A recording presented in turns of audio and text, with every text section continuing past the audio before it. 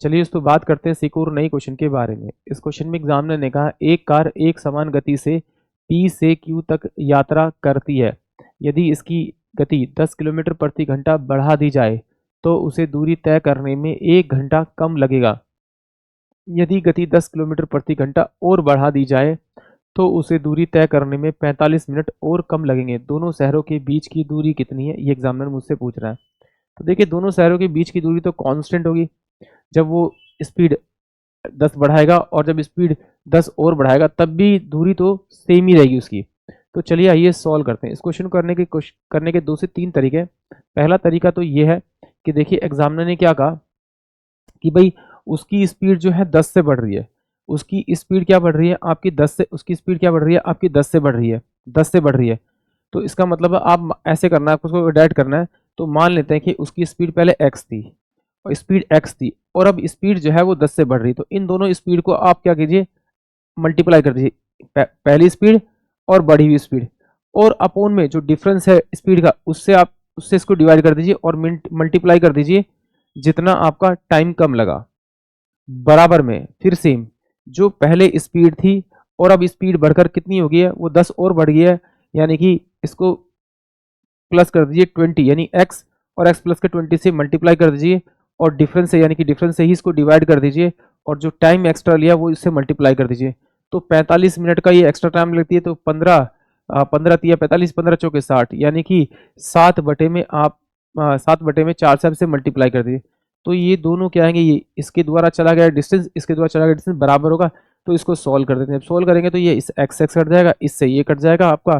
तो ये कितना होगा 4 दूनी 8, यानी कि कितना हो जाएगा आपका 4 दूनी 8, 8x और प्लस का ये आपका 80 हो जाएगा। बराबर में कितना हो जाएगा आपका, बराबर में हो जाएगा आपका 7x और प्लस में 7 दूनी 14, 140। तो मैं इसको इधर भेजूंगा तो x इजकल टू में कितना आ जाएगा मेरे पास में आपका 60 आ जाएगा। अगर आपको ये पता लगे कि x की स्पीड 60 है तो आप इस वाले में रख दीजिए, इस वाले में रख दीजिए, आंसर आपका सेम आएगा। यानी कि अगर मैं इसमें रख दूँ x की जगह 60 रखूंगा, ये 60 रखूंगा, 60 इंटू में यहाँ पे कितना आपका 60 और प्लस का ये कितना हो जाएगा आपका 60 प्लस का कितना हो जाएगा आपका 70 और डिवाइड बाय में आप 10 कर दीजिए। तो आपको क्या मिल जाएगा, टोटल डिस्टेंस मिल जाएगा। तो 7 6 42, 420, यानी कि ऑप्शन जो बी होगा वो इस क्वेश्चन के लिए करेक्ट होगा। एक बार इसको सॉल्व भी कर देते हैं एक्चुअली में क्या कैसे डायरेक्ट, क्योंकि हो सकता है कि ना समझ में आया हो आपको। चलिए एक्चुअली देखिए एग्जामिनर ने क्या कहा कि पहले जो डिस्टेंस था वो आपका डी था, तो स्पीड मैंने माना कि वो एक्स थी स्पीड। तो पहले वो किसी स्पीड से चल रहा था तो अपना एक टाइम पे अपने डिस्टेंस को कवर कर रहा था। बट वो कह रहा है कि भाई स्पीड को उसने क्या किया 10 से बढ़ा दिया, यानी कि x प्लस का 10 उसकी स्पीड बढ़ गई। तो टाइम जो है उसे 1 घंटा कम लगने लगा, ये एग्जामिनर ने मुझसे कहा। तो यहाँ से अगर मैं डिस्टेंस बाहर निकाल लूँगा तो ये मेरे पास में एलसीएम लेने पे x प्लस का आपका 10 हो जाएगा, माइनस का x हो जाएगा और अपोन में कितना हो जाएगा ये आपका x और x प्लस का आपका 10, ये वैल्यू आ जाएगी। बराबर में कितना हो जाएगा आपका 1 हो जाएगा। तो देखिए इससे ये कट जाएगा तो डिस्टेंस इजकल टू में क्या हो जाएगा, ये तो जाके ऊपर मल्टीप्लाई हो जाएगा, यानी कि x इंटू में x प्लस का आपका 10 हो जाएगा और डिवाइड बाय में क्या आ जाएगा आपका 10 नीचे आ जाएगा, यानी कि डिस्टेंस आ जाएगा, यानी कि डिस्टेंस आ जाएगा बराबर में, बराबर में। फिर एग्जामिनर कह रहा है कि नहीं यार, अगर स्पीड को ना और बढ़ा दिया जाए, यानी कि पहले डिस्टेंस डी था, पहले डिस्टेंस जो था वो डी था और स्पीड उसकी x थी, बट अब वो स्पीड को और बढ़ाना चाहता है। तो जब स्पीड को बढ़ाएगा तो स्पीड कितनी होगी उसकी 10 से भी बढ़कर कितनी होगी x प्लस का 20 होगी। तो वो टाइम जो ले रही है वो टाइम कितना ज़्यादा ले रही है, 45 मिनट ज़्यादा ले रही है पहले से, सॉरी 45 मिनट कम ले रही है पहले से। तो इसको 45 बटे में 60 करूँगा तो ये मेरे पास में 15 3 45, 15 चौके 60, यानी कि 7 बटे में आपका 7 बटे में 4। अगर वो और कम ले रही है तो सॉल्व करेंगे तो यहाँ से डिफरेंस कॉमन बाहर निकालूंगा तो x प्लस का मेरे पास में 20 आ जाएगा, माइनस का x आ जाएगा और अपोन में क्या हो जाएगा आपका x और x प्लस का ये 20 हो जाएगा। बराबर में कितना हो जाएगा आपका 7 बटे में 4 हो जाएगा, इससे ये कट जाएगा आपका। तो डिस्टेंस इजकल टू कितना आएगा आपका 4 बटे में आपका 7 और इंटू में x और x प्लस का आपका कितना हो जाएगा आपका 20 और ये वाला 20 इसके नीचे आ जाएगा। आप सोल्व करेंगे तो देखिए ये डिस्टेंस और ये डिस्टेंस बराबर होगा, सोल्व करेंगे तो आपकी x की जो वैल्यू आएगी वो 60 आएगी और अगर आप 60 यहाँ पर रखेंगे तो आपका डिस्टेंस आ जाएगा, यानी कि 60 इंटू में कितना आपका 70 और बाय में अगर मैं 10 करूँगा तो देखिए मेरे पास में इसका डिस्टेंस कितना आ रहा है 7 6 42। यहाँ से नहीं कर रहा था, अगर वहाँ से करेंगे तो भी आंसर सेम आएगा। यहाँ पर रख दीजिए 7 बटे में आपका 4 था, इंटू में क्या कर दीजिए आपका ये कितना आपका ये आपका 60 आ रहा था, इंटू में कितना हो जाएगा आपका 80 हो जाएगा, और डिवाइड बाय में कितना हो जाएगा आपका 20 हो जाएगा, 20 हो जाएगा। तो ये 4 दूनी 80, इससे गया 80 गया, तो 7 6 42, तो 420, इससे भी डिस्टेंस सेम आ रहा है। और अगर इस तरीके से नहीं करना तो फिर चलिए आइए एक तरीका और देखते हैं।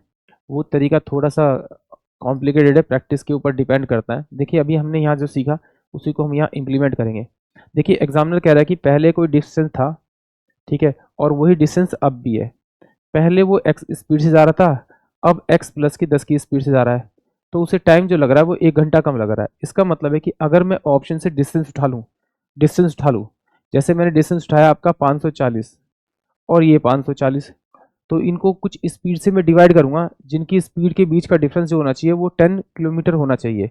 यानी कि ये 10 किलोमीटर कम होनी चाहिए, 10 किलोमीटर ज़्यादा होनी चाहिए। जब मैं इसे स्पीड से डिवाइड करूंगा तो इनके बीच का डिफरेंस जो आना चाहिए वो 1 आवर आना चाहिए। यानी कि जो मैं फैक्टर तोड़ूंगा, ऐसा फैक्टर तोड़ूंगा कि जिनके बीच में जो डिफरेंस होगा वो कितना 10 का होगा। तो देखिए नो छिक 54 होगा।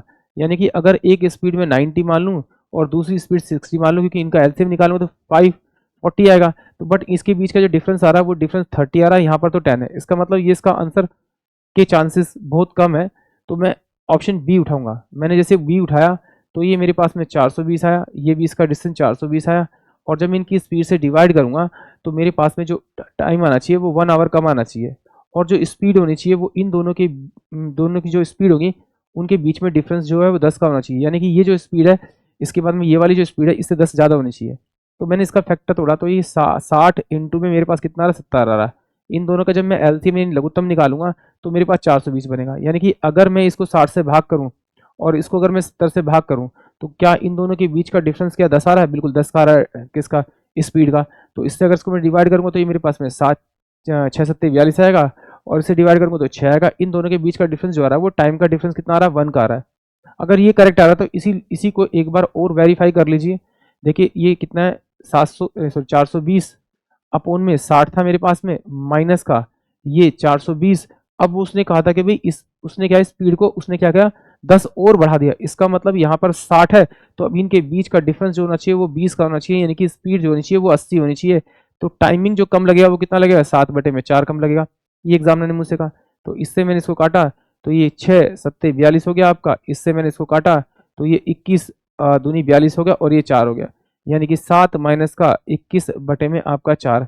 सोल्व किया तो 7 चौक 28 माइनस का 21 बटे में आपका 4 हो गया। तो इसका मतलब है 7/4 का डिफरेंस आ रहा है। यानी कि इसे टाइम जो लग रहा है वो 7/4 घंटे कम लग रहा है, और ये इसके बराबर है। इसका मतलब है कि ऑप्शन जो बी होगा मेरा वो उस क्वेश्चन के लिए करेक्ट आंसर होगा। आई होप आप सभी को क्वेश्चन समझ में आया होगा।